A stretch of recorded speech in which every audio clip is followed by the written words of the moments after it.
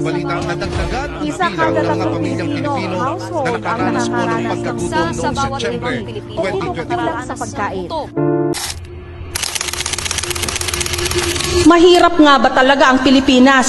Gayong limpak-limpak ang nananakaw ng korupsyon.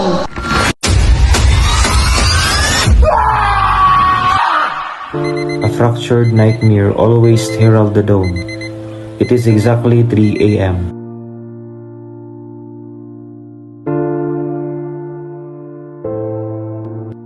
And the news on my phone loops the same endless cycle of national economic distress. I just swallow the exhaustion, pick up my pen, and review my lessons before the world's wake up. Rating ng Pilipinas na isa sa mga batayan ng pamumuhunan sa bansa.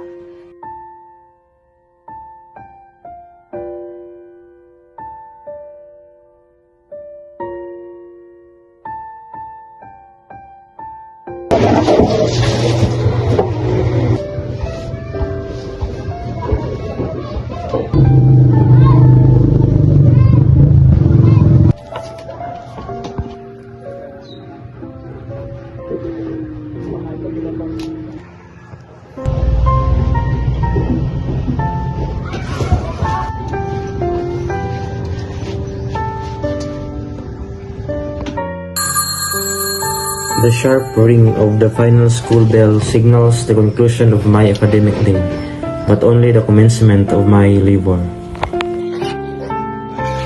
There is no time to rest, scrubbing out the dirty piggery and managing livestock, just to receive a handful of loose coins that clink heavily in my pocket. Another day, the same routine.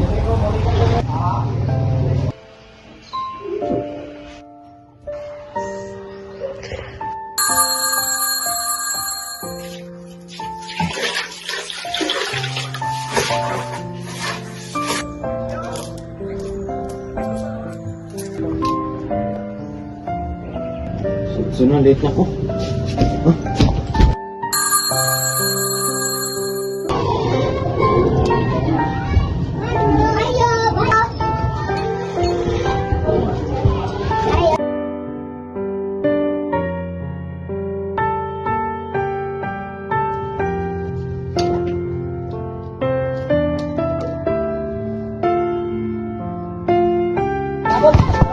On weekends, the routine merely intensifies.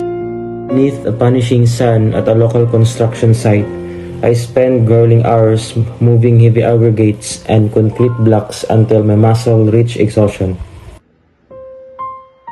A delivery rider, navigating chaotic streets to drop off packages. Inalok ma'am, parcel. Yet every hard-earned peso is instantly devalued. Pila?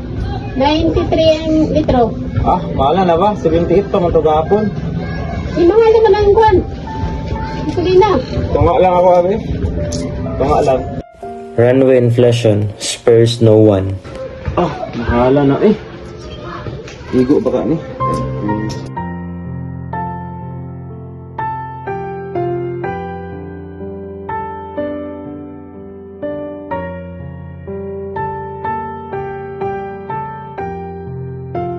May mararating kaya ako? Nakukuha ko kaya ang mga pangarap ko? Kasi sa mundong ito, mukhang malabong makaahon ang isang tulad ko kapag ang lipunan mismo ang humihila sa akin pababa. Dahil sa walang katapusang krisis, nagtataas ang bilihin at mga pangakong napapako ng mga nasa kapangyarihan.